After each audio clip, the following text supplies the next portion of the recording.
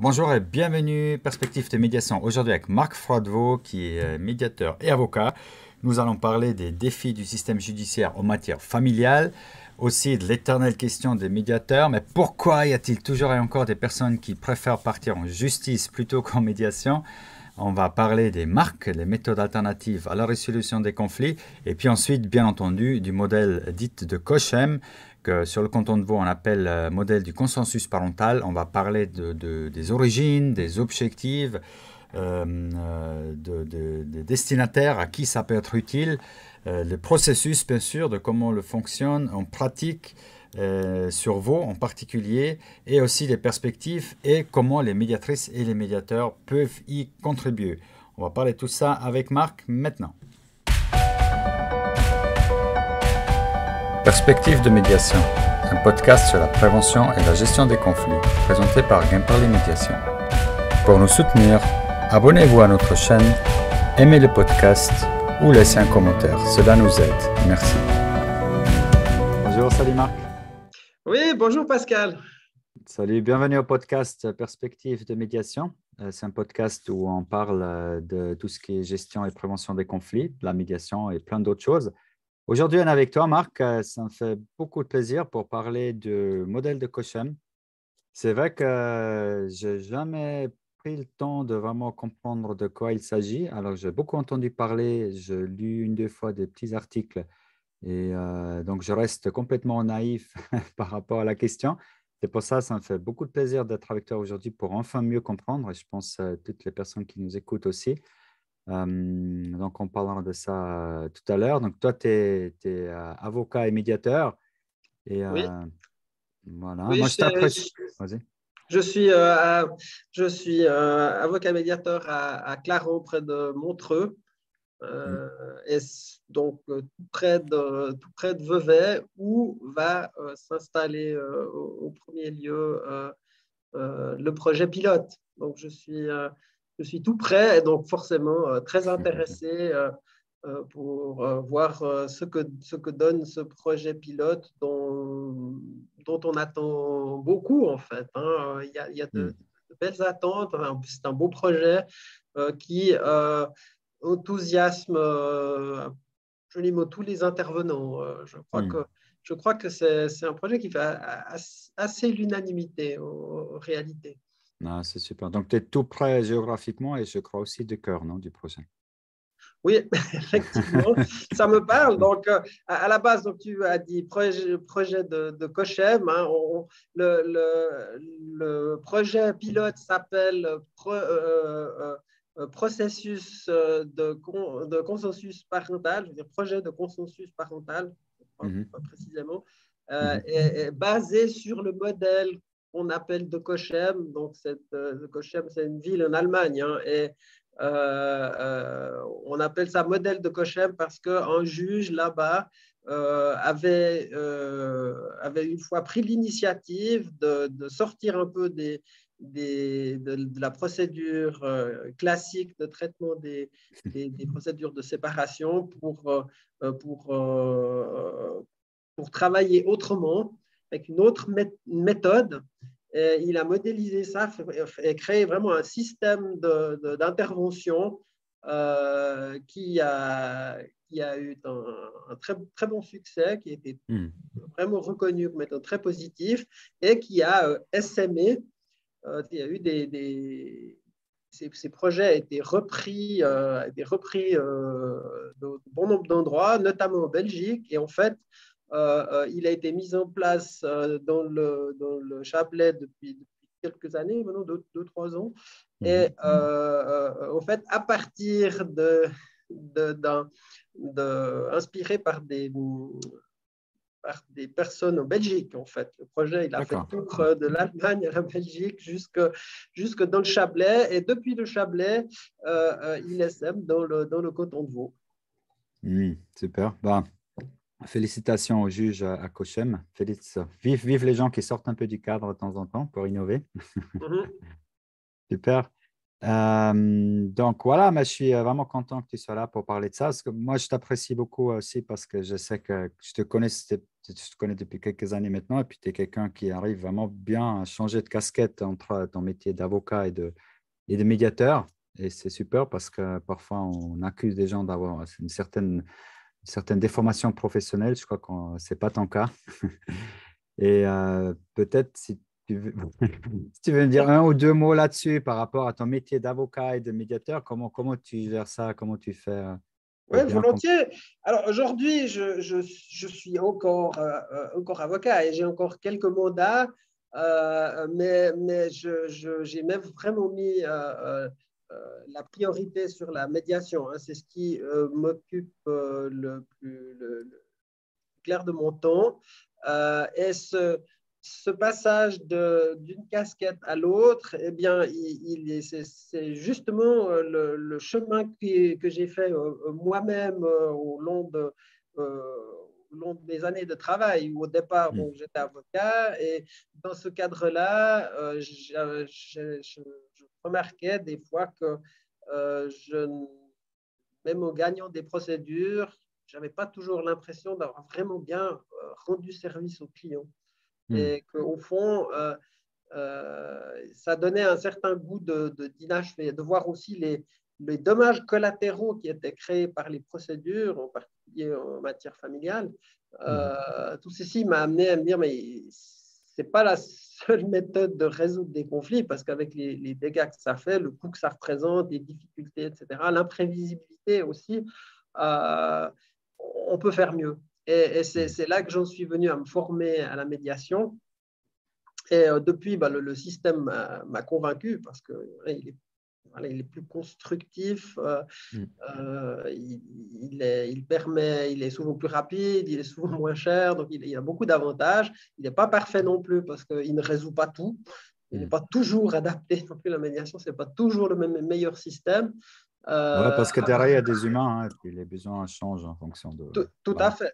Non, non, des fois, il ne faut pas non plus jeter complètement l'opprobre sur la justice. Elle doit être là pour faire son travail aussi. Et des fois, on en a besoin, hein. Ça, il ne faut pas non plus critiquer à outrance. Mais dans un certain nombre de ces situations, euh, euh, je dirais que la critique que j'adresse, disons, c'est que le système judiciaire a une tendance en matière familiale, toujours à une tendance à augmenter les conflits, à les prolonger, Hmm. à les polariser, à les Hmm. cristalliser. C'est parce que les procédures sont souvent longues. Pour avoir une audience, il faut vite 1, 2 mois, ça prend vite du temps. Pour avoir une décision aussi, Hmm. quand il y a des contestations, après ça dure. Et tout ceci fait qu'au fond, on ne travaille pas dans une optique d'essayer de trouver une solution pour les personnes qui sont là, hein, une famille qui est en séparation. On ne va pas dans la direction de trouver des solutions, mais on va dans une polarisation, c'est-à-dire que vraiment ça devient un combat. Et c'est vrai que la procédure, comme elle est construite sur un mode de combat, hein. C'est Ouais. demande, on met des Ben, arguments, après il faut répondre avec des arguments, et puis il faut les sortir, ces ouais. arguments. Donc on Parce- balance parce- tout, si j'ose dire, et ça crée des choses dans le camp adverse, provoque des réactions, et ce n'est pas forcément adéquat pour ce type de conflit. Hmm. Parce que le droit, je pense, on peut dire de nature, il est un peu dichotomique. C'est tu as raison ou tu as tort. Tu gagnes ou tu perds. Enfin, je sais bien que c'est pas toujours noir et blanc au niveau des résultats, mais dans la logique de base, c'est un peu ça quand même. Alors, en tout cas, le travail, je dirais, le travail de l'avocat est d'essayer de défendre les droits de son client. Et donc, Hmm. on Hmm. fait valoir ses droits. J'ai droit à ça, donc on demande, et forcément, on va essayer de demander tout ce qu'on peut demander, ce à quoi on pense avoir droit, hein, et on essaye tout ce système fait chacun essaie de prouver, et puis c'est là-dedans qu'il y a cet affrontement qui se fait entre les arguments de l'un contre ceux de l'autre. Chacun Hmm. puisse faire valoir son droit, et après, c'est le juge qui tranche la C'est question. ça. Hein. C'est le juge qui tranche à la place des parties. En médiation, c'est les parties qui tranchent, hein, c'est une façon de dire, mais ils décident de leur propre sort. Et puis, comment Effectivement. j'explique souvent la situation, c'est que, après, voilà, je sais que ce n'est pas toujours le cas, mais il y a souvent, quand on est en défense du droit, il y a un qui tire vers là, l'autre qui tire vers là, et puis la loi, elle donne une certaine souplesse. Et en médiation, on fait plutôt le contraire, on va plutôt démontrer le cadre, quelle est la souplesse, donc le cadre dans lequel il faut trouver un. Et c'est déjà dans le postulat de base, ça change au niveau de l'attitude. Oui. C'est vrai que le cadre légal laisse une marge et cette marge, elle est laissée autant aux personnes pour adapter les réponses qu'elles donnent aux problèmes qu'elles doivent résoudre. Elle donne aussi la marge aux magistrats pour se faire une idée et trancher de la manière la plus adéquate possible. Le juge a pas mal de marge et les parties ont pas mal de marge. Alors, là, dans un conflit judiciaire, eh bien, finalement, les personnes abandonnent leur propre décision et la remplacent par une décision d'un tiers qui se fait son avis à leur place, tout en utilisant des références qui sont liées au droit. Pourquoi tu penses? Parce qu'on se dirait qu'en t'écoutant, et bien sûr, je partage exactement, c'est connu ça, mais en fait, en quelque sorte, ça a l'air un peu bizarre parce que pourquoi tu laisses le pouvoir de décision à quelqu'un d'autre? Alors, est-ce que c'est parce que les gens se sentent plus sécurisés? Ils se disent là, c'est bien cadré, j'ai mon avocat, le juge, tout le monde doit faire juste, je suis sûr que j'ai raison, donc de toute façon, ça se fait en ma faveur. Ou qu'est-ce qui fait que les gens volontairement abandonnent leur pouvoir décisionnaire? Je pense que dans ces débats qui se polarisent, chacun pense détenir son bon droit. Hmm. C'est rare qu'on ait, enfin, ça existe, hein, la mauvaise foi avec quelqu'un qui essaye simplement de faire des dégâts euh, ouais, pour causer du tort, atteindre l'autre. Ça existe, mais autrement, la plupart du temps, chacun pense qu'il détient la vérité. Hmm. Hein, C'est une conviction forte, hein. ouais, c'est quand même une conviction assez forte. En matière familiale, eh bien, tout le monde sait qu'un principe central, c'est l'intérêt des enfants. Mhm. Il faut protéger les enfants, c'est de tenir compte de leur intérêt. Et en fait, ça ne résout pas grand-chose parce que chacun vient avec sa solution, ses demandes, en se prévalant du bien des enfants. Mhm. Mhm. Donc, C'est ça. Oui, j'entends ça tout le temps. quand il y a un Chaque conflit, argument, c'est toujours suivi ou précédé par le fait, mais c'est pour le bien des enfants, il faut, etc. ouais. Personne va venir en disant je sais que c'est pas bien, mais moi c'est ce que je veux. Non, évidemment, ça n'arrive pas. Ouais. Donc on vient en disant mais voilà, les enfants recommandent qu'on fasse comme ceci. Typiquement, Ouais. alors un des débats d'aujourd'hui qui est devenu vraiment très courant, c'est le conflit sur une garde classique par rapport à une garde alternée. Mm. Depuis que les juges sont obligés d'entrer en matière sur la possibilité d'une garde alternée, eh bien, c'est un conflit qui se fait beaucoup plus, qui a lieu souvent, donc Mm. tout à fait concret. Il arrive souvent que les pères revendiquent une garde alternée qui leur est Mhm. refusée, et on a des conflits là-dessus. Ouais. Ouais. Avant, il y avait moins parce qu'on savait que le père qui voulait une garde alternée, ça évidemment, ces demandes existaient depuis longtemps, ces demandes avaient très peu de chances d'aboutir s'il n'y avait pas la collaboration de la mère. Et aujourd'hui, c'est plus forcément le cas et le juge peut imposer une garde alternée Mhm. s'il pense, bien entendu, que c'est dans l'intérêt des enfants. Mais c'est Mhm. possible. Dans ton cas, pour pratiquer davantage de médiation, est-ce qu'il y a un basculement, est-ce qu'il y a une affaire qui t'a fait réfléchir ou comment c'est venu? Bon, il n'y a pas une affaire emblématique qui m'aurait fait prendre conscience d'un seul coup, éclairer d'un seul coup. Non, non, non. C'est vraiment au fil des affaires que j'ai vraiment un goût d'inachevé et puis de constater les souffrances qui découlent des procédures, quelle qu'en soit l'issue, Mhm. en fait. Et Et là, cette perte de liberté finalement des gens qui voilà, confient leur pensent donc comme je disais avant, pensent avoir raison forcément, hein, ils vont chercher le droit, ils ont confiance en la justice, on dit j'ai confiance en la justice de mon pays, n'est-ce pas? Et puis alors on va chez le juge pour obtenir son bon droit, et puis en fait on voit que c'est pas du tout si simple et que c'est beaucoup plus imprévisible qu'on pense, et que tout à coup le jugement il n'est pas du tout dans le sens qu'on pensait. Et d'ailleurs, ce qui arrive souvent, c'est que le juge tranche ni pour l'un ni pour l'autre, mais encore dans une troisième voie. Ouais. Et voilà. Et finalement, personne n'est content. Ouais. Et donc, ce jeu-là, en fait, c'est beaucoup d'efforts et pour des fois un résultat qui est décevant.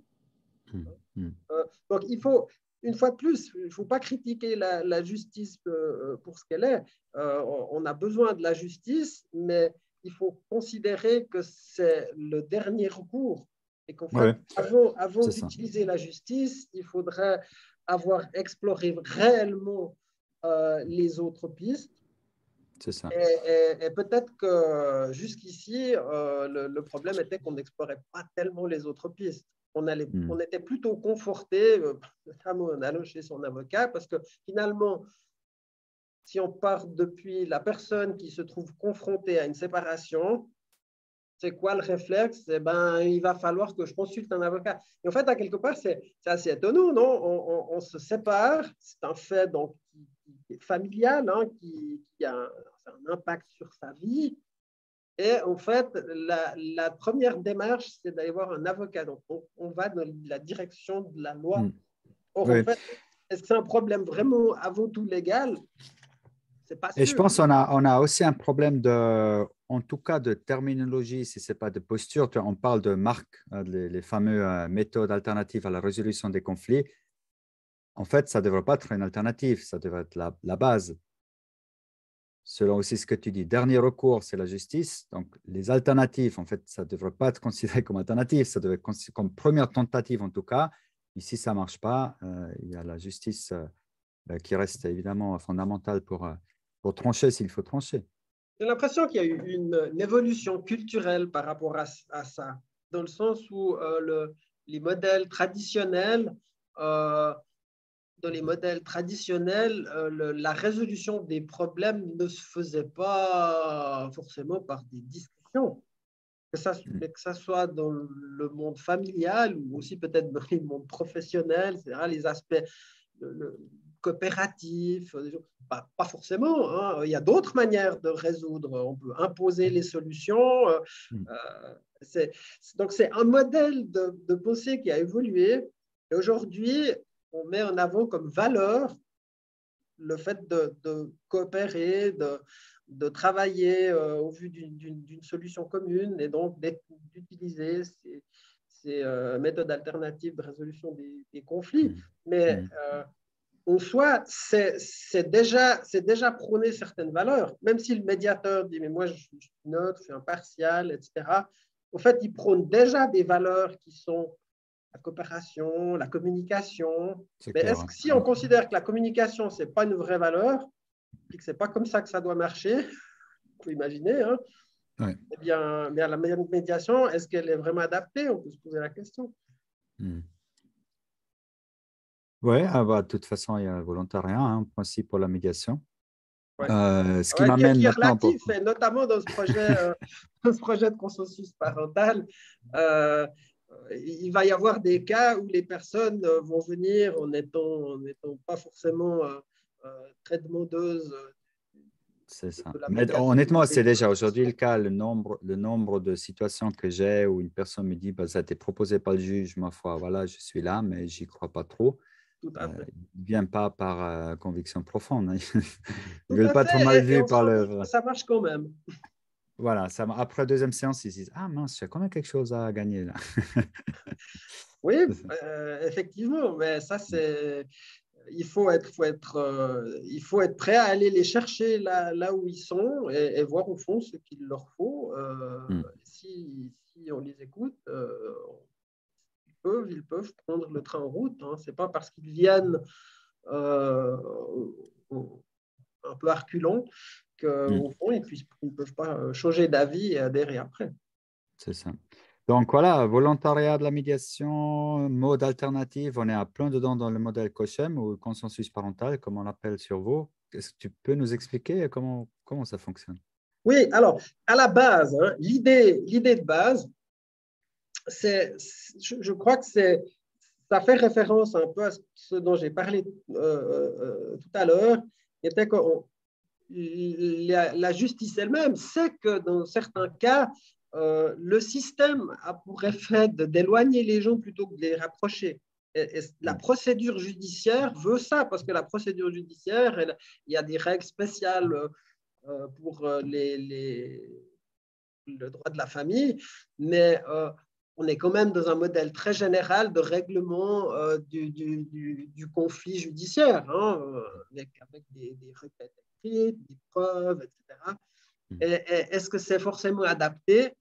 Eh bien, c'est justement ce travail qu'a fait le juge de Cochem, qui s'est écarté de ça et a essayé de trouver un système qui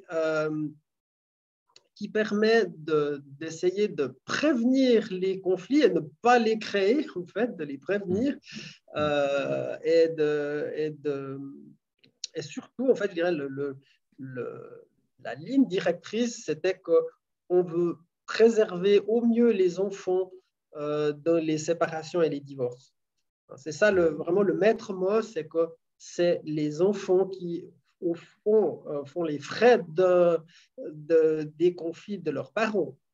Et le projet, la base du projet, c'est quand même ça, c'est préserver les enfants. Et tout s'articule en fait autour de ce but ultime.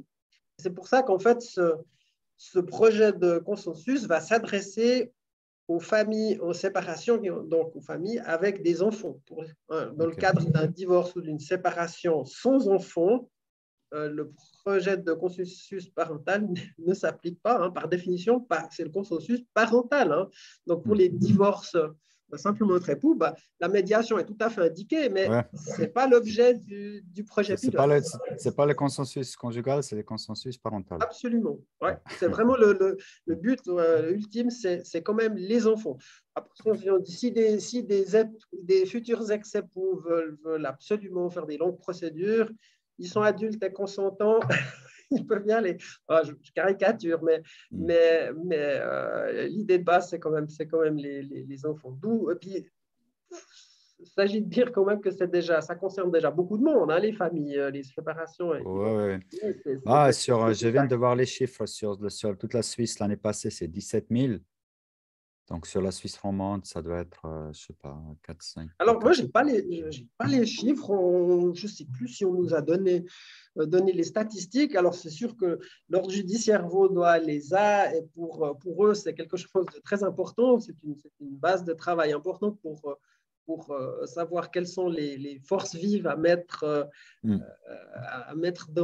ce soit dans le projet ou bien de manière générale dans les différents tribunaux. Et donc, par rapport à ça, on sait que ça va toucher un grand nombre de cas. Déjà, dès la mise en route du projet pilote, si on se cantonne à l'Est vaudois, ça fera déjà beaucoup de situations. Et ce qui rend l'application du modèle plus complexe, plus lourde que ce qui s'est fait dans le Chablais, où il y a moins de public, moins de familles qui sont concernées, mais aussi il y a moins d'intervenants. Ça s'applique d'office à toutes les familles avec enfants où il y a un divorce, ou c'est qui décide en fait si on rentre dans le système? Oui, comment va se... Oui, alors l'idée de base, donc, c'est que ce projet soit appliqué avec comme point de départ un formulaire qu'on utilise pour saisir l'autorité, que ce soit la justice de paix, donc l'APA, ou le tribunal d'arrondissement, Mhm. Pour saisir l'autorité, on utilise un formulaire qui laisse finalement peu de place à justement de l'argumentation classique avec des attaques, nous sortons vraiment tous les reproches qu'on peut formuler à l'encontre de l'autre. On sort de ça et on demande seulement des renseignements très factuels et puis aussi dire qu'est-ce qu'il s'agit de résoudre, mais vraiment en termes assez généraux.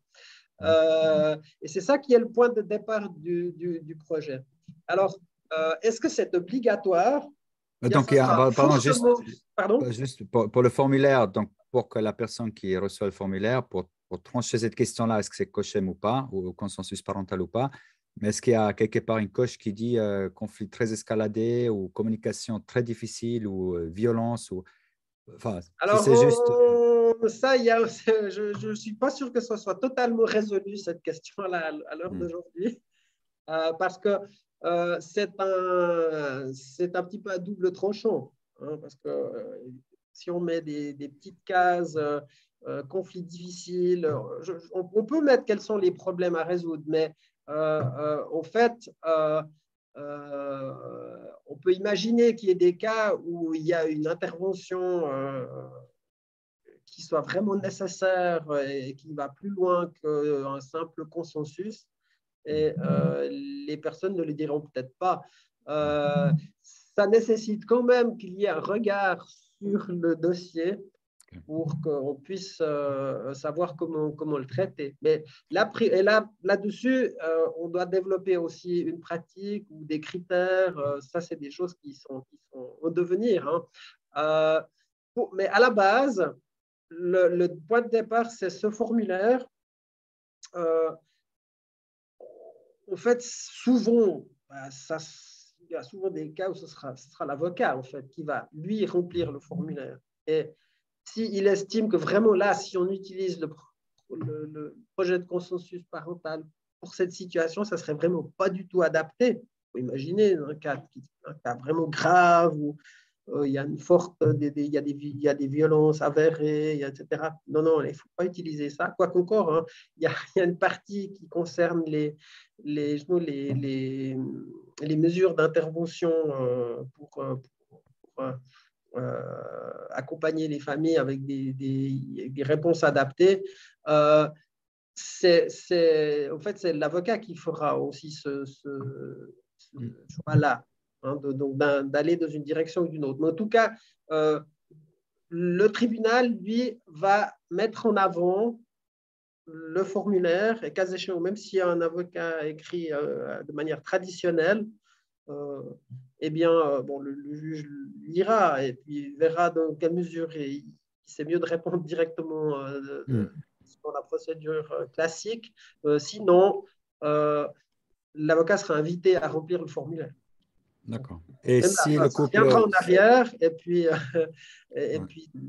on demandera à l'avocat d'utiliser le nouveau modèle. D'accord.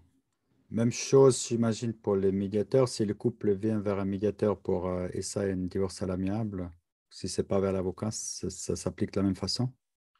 Oui, Ou si quoique, décide… Ouais. alors par rapport au cas du médiateur qu'on viendrait consulter spontanément, on peut se poser la question de savoir quel sens, hein, parce que si quelqu'un vient me voir pour une médiation ou d'une séparation ou d'un divorce, eh bien, je ne sais pas si je vais changer ma manière de travailler parce qu'au fond, on travaille avec les personnes pour construire une solution qu'on formalise dans une convention, Ouais. on présente à la justice pour ratification. Ça Ouais, va on est pas déjà changer. dans une méthode alternative. Ouais. C'est ça. On est exactement. Donc là, on n'aura pas besoin du projet pilote. Donc c'est bien pour rediriger des parents vers ce type de réponse, ce type de traitement qu'on met en place ce projet pilote.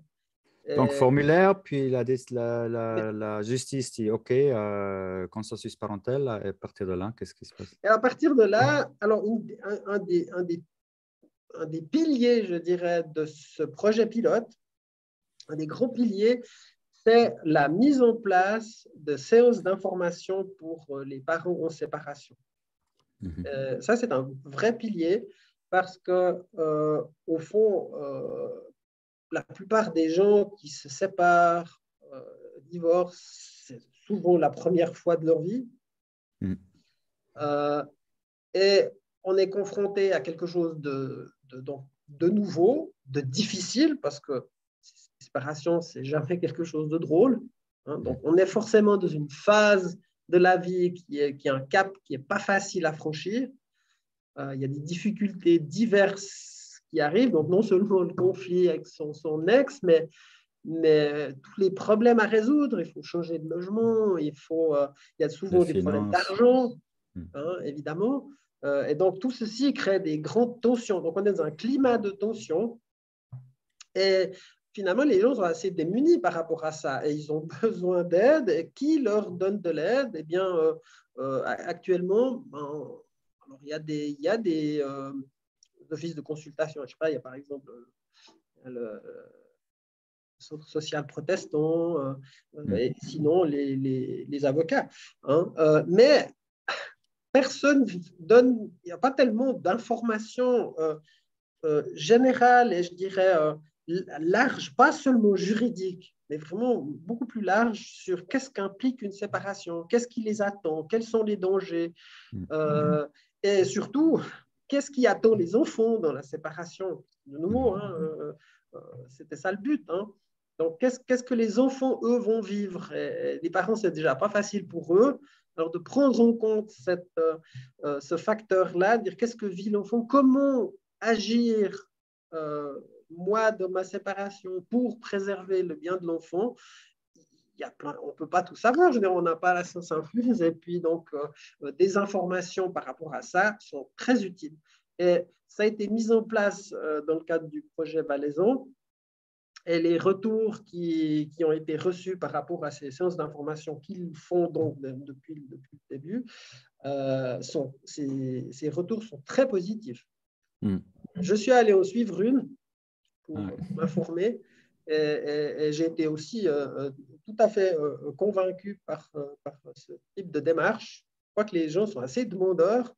Alors, il faut les attirer un peu aussi. Hein. Et en l'occurrence, l'idée du projet, c'est qu'on leur demande, vous devez aller suivre une séance d'information. D'accord. Donc, c'est spécifique pour les personnes qui rentreraient dans le voilà, processus. Quand on entre dans le... C'est pas public. Voilà, ouais. on entre, donc on dépose ce formulaire et puis le juge va demander, il doit fixer une audience de conciliation. Et en attendant, allez suivre une séance d'information. Et à l'issue de cette séance d'information qui dure 1h30, ils reçoivent une attestation de participation. Alors ça, c'est un des piliers. Cette séance d'information a vraiment deux volets. Un volet qui explique un peu les bases légales et puis les procédures, c'est vraiment assez général, simplement pour orienter les personnes parce que on ne sait pas vers quoi on va. Donc, c'est pour donner un petit peu une vision de ce que représente une procédure de séparation de parents mariés ou pas, etc.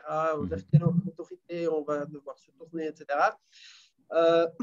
Et puis quelques principes juridiques, c'est vraiment des principes.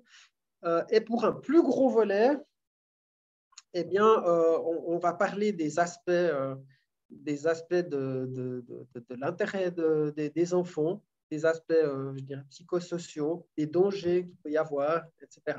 Et ça, c'est aussi très profitable parce qu'on a tous vu comme médiateurs ces cas où des parents arrivent et tiennent des discours où on se dit que c'est plutôt défavorable aux enfants que profitable. Notamment quand les enfants sont pris dans le conflit, quand il y a les problèmes de loyauté qui apparaissent. Beaucoup de parents ne comprennent pas le problème, ne comprennent pas l'enjeu, ne comprennent pas le risque, tout simplement par ignorance. Ce n'est même pas de la mauvaise foi ou de la volonté d'atteindre l'autre parent. Hein. C'est simplement qu'ils tiennent à la faire savoir à tout le monde, y compris aux enfants. Et donc, il y a des choses trappes qui existent. Et si on peut donner des informations à l'avance, dire, mais faites attention à ça. Et puis, déjà, comment on annonce la séparation aux enfants? Comment on est censé faire ça pour le faire bien? Mm. Et donc, ça, c'est vraiment des informations qui sont assez fondamentales, en fait. On trouve difficilement ces informations ailleurs, en réalité. Donc ça, c'est vraiment un pilier de ce projet pour lequel je vais aussi tenter de m'investir parce que je trouvais ça très intéressant. Mais alors, donc, ça, je ne l'ai pas dit. Donc, j'ai dit à ces deux volets. Mais alors, donc, ces deux volets sont présentés par, d'un côté, un juriste et puis de l'autre côté, ou un psychologue ou aussi un médiateur familial. C'est possible aussi.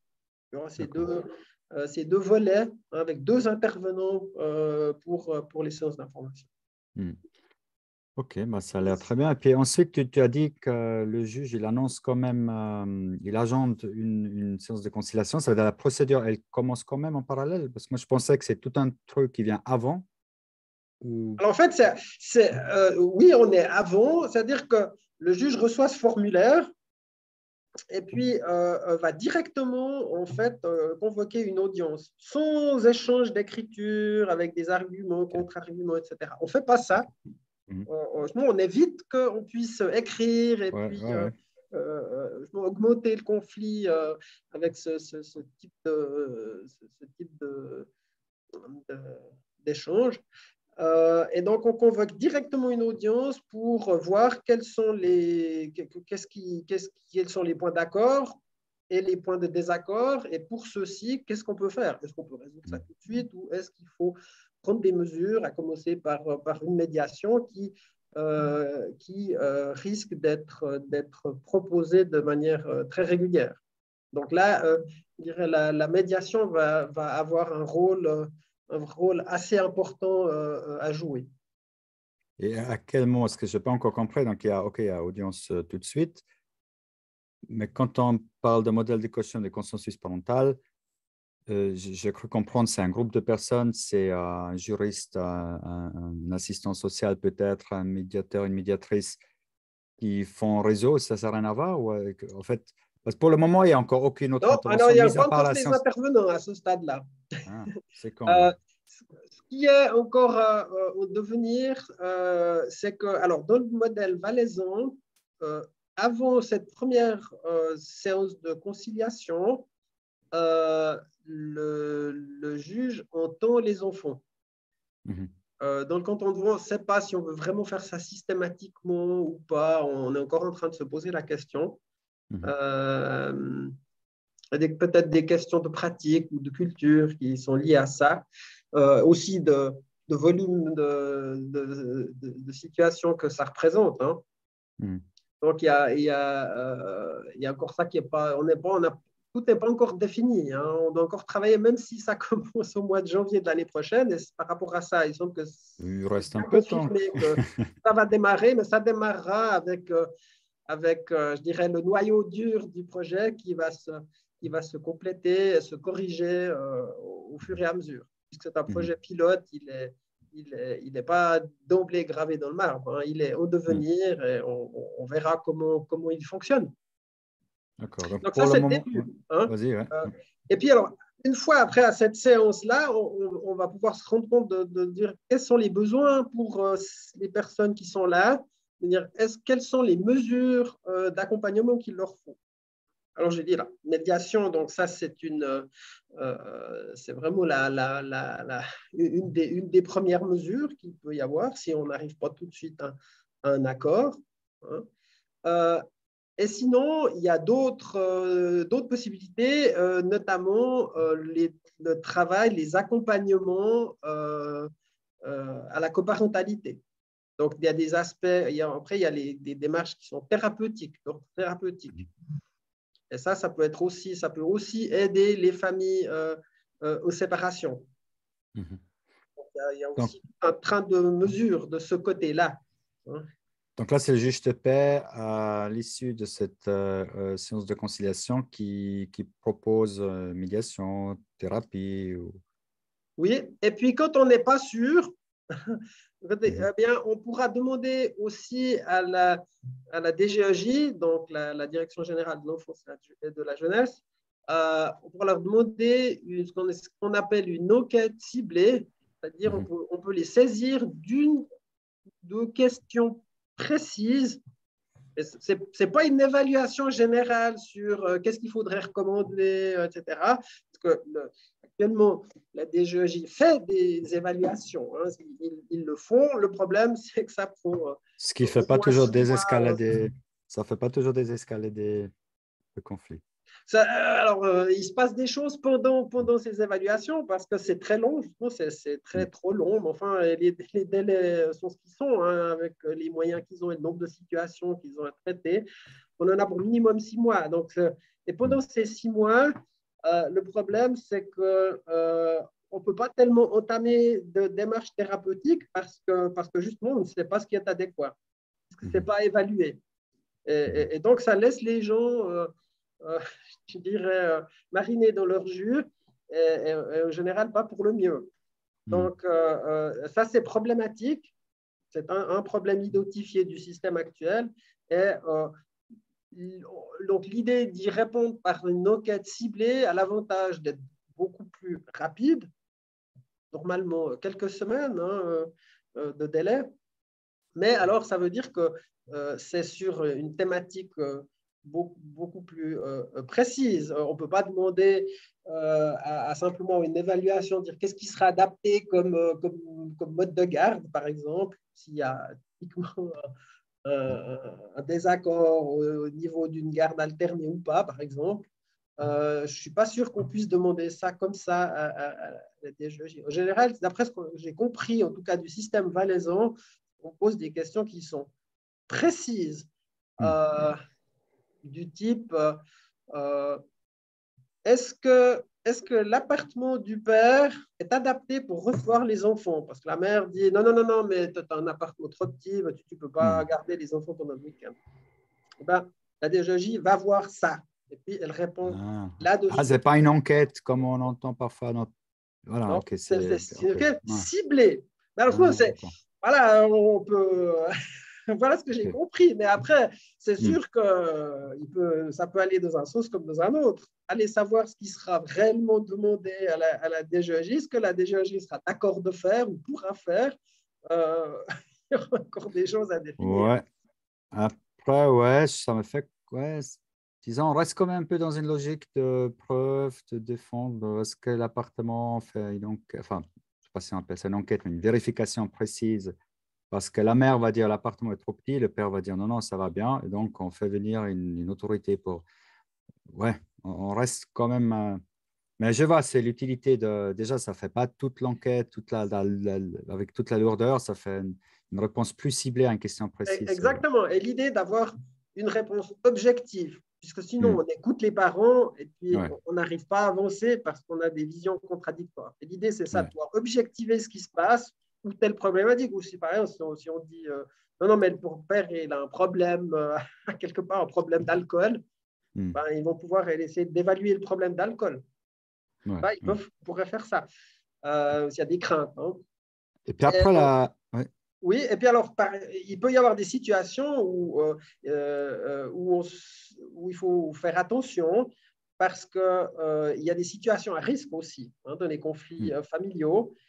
Il y a toute une série de situations où il y a des violences conjugales, il y a des emprises, des choses qui font que les systèmes, les systèmes type résolution alternative ne fonctionne pas. Peuvent être risqués même. Hein, et risqué, et puis il peut y avoir des risques aussi pour les enfants. Donc. Et là, il s'agit pour le magistrat de prendre les mesures adéquates. Hein. Donc, le magistrat, après, il va quoi?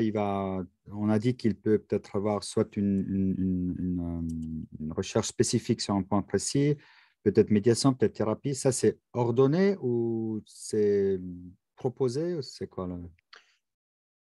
Alors, c'est une bonne question. En principe, je crois que par rapport à ça, le le projet de consensus prévoit surtout la manière d'amener les choses ou de traiter les choses, mais au niveau de l'obligation de se soumettre à une thérapie, ben là, on a quand même le droit existant qui s'applique, hein, parce qu'en fait, le projet de consensus vient se greffer par-dessus, mais ne peut pas aller contre la loi non plus. Hein.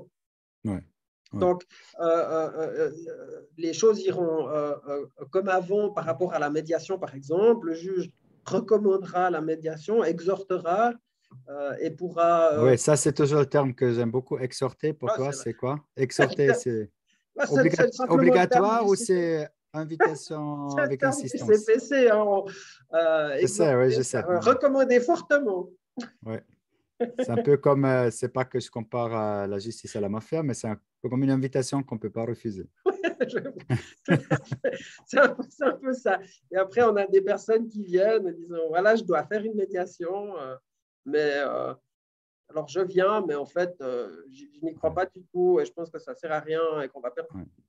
ouais, ouais, ouais. Donc, alors c'est exhorter ou on va dire proposer ou voilà.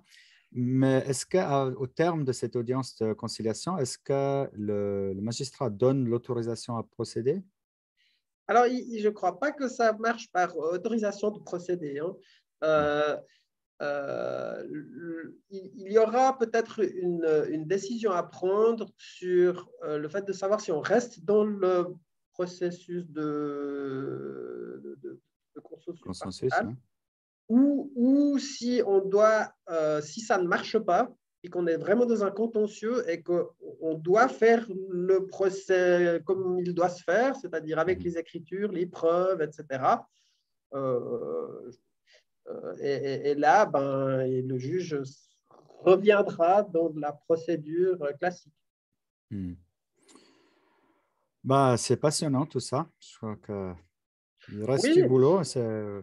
alors il nous attend beaucoup de choses au début de l'année prochaine. Les mesures d'accompagnement ne sont pas encore prêtes parce qu'en fait, la Mhm. problématique qu'on a identifiée, c'est que ces mesures d'accompagnement donc d'ordre thérapeutique, ben, il en existe un certain nombre. Il existe toute une constellation d'institutions qui dispensent des prestations qui sont pas équivalentes l'une à l'autre. C'est pas standardisé du tout.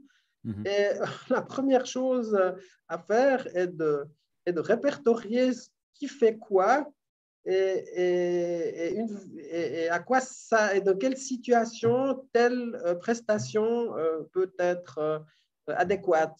Et ça, c'est quelque chose qu'il s'agit déjà de faire. C'est pas du tout évident parce que le but, c'est que le magistrat puisse savoir vers où rediriger, quelle est la bonne mesure.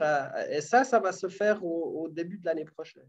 Ça Mhm. prend plus de temps que pour la médiation où les médiateurs viennent et disent, bah, nous, on est là et puis on est prêt à accueillir des situations.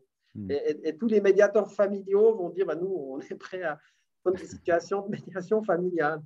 Ouais. Euh, Ça aurait été une de mes dernières questions, mais je la pose maintenant. Les médiateurs et les médiatrices, je pense qu'il y en a pas mal qui nous écoutent, sur vous aussi.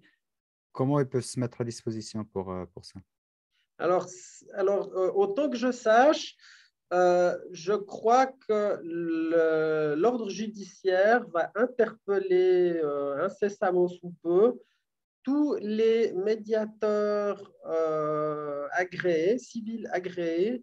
Mhm. Alors, tous ceux de la liste ou tous ceux de la liste, je crois que tous ceux de la liste, même ceux qui n'auraient pas dit qu'ils faisaient de la médiation familiale, parce Mhm. qu'on indique, hein, si on fait… Ouais, ouais, on indique là. Ouais. Alors, je ne suis pas sûr qu'ils s'adressent seulement à ceux qui ont indiqué faire de la médiation familiale. Je pas, là, je ne mets pas ma main au feu. En tout cas, normalement, on devrait être interpellé pour faire savoir si on peut participer au projet. Mhm. Mhm. Et auquel cas, je ne sais pas ce qu'ils demanderont en termes de compétences spécifiques en matière de médiation familiale. Parce que ce qui a été évoqué, c'est qu'on ne veut pas que n'importe quel médiateur généraliste puisse être associé au projet parce que Mhm. ça nécessite des compétences de médiation familiale.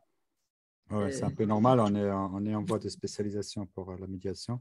Exact. Mais donc, on ne sait Puis, pas très bien où la barre se trouve, mais enfin, il faudra postuler. Il faudra postuler pour faire partie du projet et puis, au fond, motiver en quoi on est adéquat pour prendre en ouais, charge ce type de situation. Il y aura ouais, quelque chose comme ça. Ça devrait arriver très soudain parce que ouais.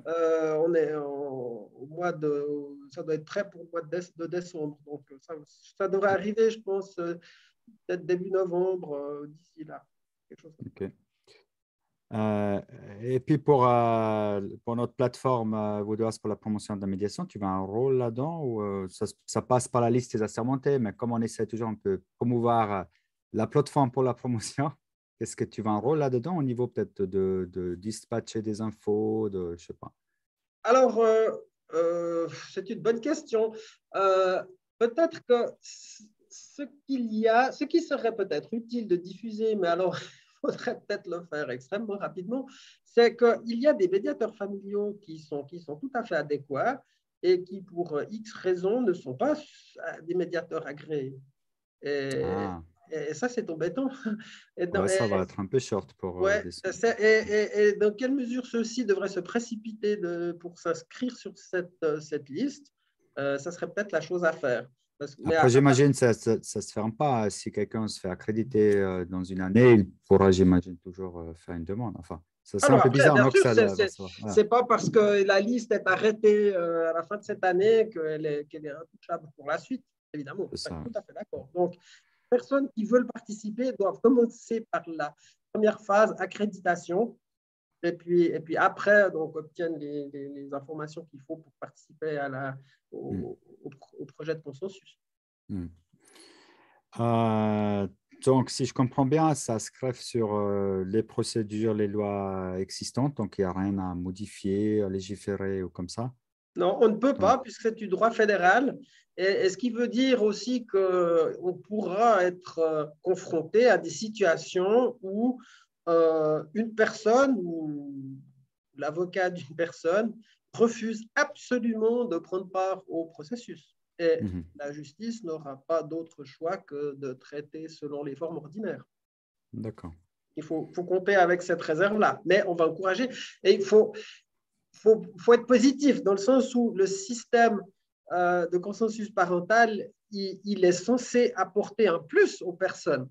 Hmm. Donc, il faut partir de l'idée que c'est un bonus, a priori, on n'a pas de raison de le refuser, sauf à leur cas particulier où, Hmm. effectivement, ce n'est pas adéquat. Au niveau de la prise en charge, si maintenant le juge de paix propose une thérapie ou une médiation, est-ce que c'est toujours à la charge des parties? Alors, ça, je n'ai pas de réponse tout à fait précise, mais ça dépendra des cas. Il pourra y avoir des cas où c'est pris en charge par l'État et des cas où ce n'est pas sa charge des parties. Ça dépendra des moyens des parties. Restera quand même le système actuel où les Ouais. parties pourront demander l'assistance judiciaire. Hein, et Qui la d'ailleurs vient de... médiation, il y a les médiations gratuites aussi. Hein. Ça Ouais. restera. Et l'assistance judiciaire, d'ailleurs, va fort probablement s'ouvrir la médiation. Alors, Ce je me qui est... réjouis d'entendre plus d'informations à ce propos et de voir ce que ça va donner et que ça bouge enfin, puisque ça datait déjà il y a au moins 3 ans, si les souvenirs sont bons. Ouais, ouais. Alors là, aujourd'hui, on est le 14 du 10 et ça vient d'être décidé par le Conseil d'État. Maintenant, il faut encore que ça passe la rampe au niveau du Grand Conseil. Mais puisqu'ils ont déjà été en faveur sur le principe, je pense que normalement, ça devrait passer. Mais on verra, on se réjouit. En tout cas, D'accord. c'est vraiment... Il ouais, y a un projet de loi, c'est ça que ça veut dire. En fait, un projet de modification qui a été rendu par le Conseil d'État et qui doit le présenter au Grand Conseil. c'est ça. Voilà. Ouais. Ah ben, Donc, voilà, je et me réjouis maintenant, toute d'aller la... lire le texte. Ouais, non, non, il y a une vidéo avec Raphaël Main qui est l'initiateur de l'idée. Donc, je te l'enverrai. Puis, il est déjà en ligne. Volontiers, oui. Avec plaisir que je la visionnerai. Je pense l'année prochaine, ça devrait voir le jour. Ouais, ça m'amène aussi à dire avec ce modèle de consensus parental aussi, avec cette assistance judiciaire pour la médiation, ouais, clairement, la médiation s'approche de plus en plus, s'officialise de plus en plus. Et je ne sais pas si toi, tu as un peu un conseil pour les médiateurs et les médiatrices, voir aussi peut-être de nouveau pour notre plateforme, comment faire aussi pour être à niveau, hein, parce qu'il y aura les attentes qui vont être de plus en plus élevées, parce qu'on rentre de plus en plus dans la, si on va appeler ça la chaîne judiciaire, ou en tout cas le système judiciaire. Qu'est-ce qu'on doit faire nous pour être à niveau, voilà, pour bien faire le travail qu'on est censé faire de plus en plus officiel? Je crois que tout simplement, on est dans une phase où il y a une spécialisation qui se fait de plus en plus de la médiation, comme dans d'autres domaines, et que si on n'a pas une formation qui est destinée à la médiation familiale, ça va être plus compliqué parce que Mm. les enjeux sont particuliers, les risques sont particuliers, le cadre légal est particulier. Enfin, il y a quand même beaucoup de choses qui font que c'est un type de médiation qui est à part. Mm. Après, on dit médiation familiale, mais il y a plusieurs manières de travailler aussi, hein. Ah, c'est clair. Mm. Et là, peut-être qu'il peut y avoir différentes approches et certains seront peut-être plus. C'est normal aussi, comme d'autres professions, les psychologues, les médecins, où il peut y avoir différentes approches. Et puis, euh, certains médiateurs, médiatrices seront plus à même de gérer certains types de conflits Mm. et moins à l'aise avec d'autres. Par Mm. exemple, je pense par exemple alors là, je m'éloigne des enfants, mais les questions de régimes matrimoniaux, c'est pas toujours évident, ou les immeubles. Mm. C'est des questions importantes pour Ah ouais. les époux qui se séparent et qui divorcent. C'est important de pouvoir aussi le faire dans un contexte de résolution amiable des conflits. Mm. Ouais, et puis ça m'amène aussi à dire, je pense qu'il faut faire aussi pour être à niveau, et puis ça va aussi avec une certaine reconnaissance dans le sens aussi assurance de la qualité, parce que je crois que ce qui manque, personnellement, je trouve cruellement actuellement, c'est la reconnaissance du métier, parce que tout le monde peut s'appeler médiateur ou médiatrice. Pas tout le monde peut se faire assermenter, on est d'accord, mais il y a quand même encore un souci avec cette reconnaissance du métier, parce que là, voilà, il y a le modèle qu'on vient de discuter, il y a la permanence de la médiation, il y a, qu'est-ce qu'il y a encore? L'assistance judiciaire pour la médiation. Ça devient de plus en plus officiel, de plus en plus important. Et je pense qu'il faut quelque part ouais, assurer la qualité, et peut-être, moi je pense que ça doit se faire sur le plan fédéral, mais peut-être vu que Vaud est déjà pionnier sur ces différents modèles que je viens de mentionner, ça pourrait se faire peut-être au niveau cantonal. C'est peut-être quelque chose à réfléchir. Ça me vient un peu à l'esprit, comme je ne sais pas ce que tu en penses. C'est Ou c'est pas déjà le évident. cas avec la liste des assermentés? Ouais, bien sûr que à la base, un peu tous les professionnels auront tendance à protéger leur profession des charlatans, hein, qui viendraient s'insérer de la zone grise. Donc c'est normal et c'est utile c'est utile pour le public parce que c'est quand même une sécurité pour le public. Donc il y a un avantage, un intérêt public là. Il y a aussi c'est sûr qu'il y a un intérêt qui est peut-être moins public, qui est l'intérêt corporatiste, à avoir une valeur, une image de la profession qui soit bonne. Si on dit, oh, les médiateurs, mais alors Dieu sait sur qui tu vas tomber, et on voit de tout, évidemment, ce n'est pas très bon. Mais bon, les avocats, c'est une corporation qui existe depuis très longtemps, et l'image des avocats, je ne suis pas sûr qu'elle soit excellente non plus. Même si, même si Ouais. Mais on dit on va toujours, dire il y a des différents types, mais on sait que selon ce qu'on cherche, on trouve la qualité, si on veut dire comme non, ça. non. Alors, la qualité disons, de juriste de l'avocat, c'est peut-être pas ça qui est remise en cause. C'est plutôt le fait de dire mon avocat, j'ai l'impression qu'il fait jamais rien, et puis par contre, il me coûte très cher.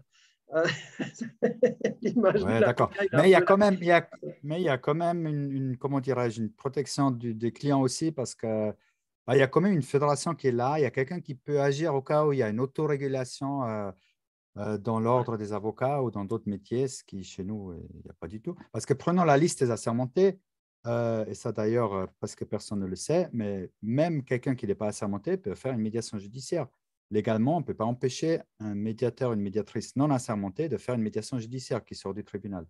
Oui, Du coup, c'est tout à fait exact. Et puis ça découle donc de la loi fédérale. Et ce qui implique que tous les cantons ont une marge de manœuvre assez limitée, hein, comme on a vu avec le canton de Fribourg qui a essayé de faire ça, et ça n'a pas marché. Donc, qu'est-ce qu'ils ont essayé? le canton de Fribourg avait inséré dans son ordonnance sur la médiation que seuls pouvaient pratiquer la médiation sur le territoire du canton les médiateurs au bénéfice d'une autorisation pratiquée. Donc, il fallait montrer patte blanche pour pouvoir exercer le métier de Ah, mais c'est médiateur. super ça. Et c'est super ça. Et le tribunal fédéral a dit que ça n'était pas valable. Parce Mais que, ils ont dit médiation tout court ou médiation judiciaire? Parce que peut-être là, il y a une marche.